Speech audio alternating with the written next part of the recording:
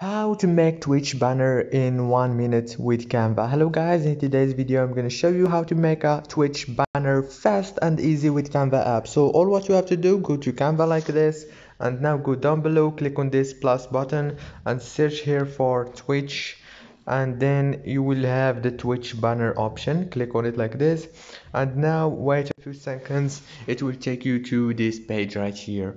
Now as you can see, this is the banners. Click on any of them like this, and you can now change anything on this design. You can also add the text or add whatever you want just from here, and after you finish, just click here and download it fast and easy.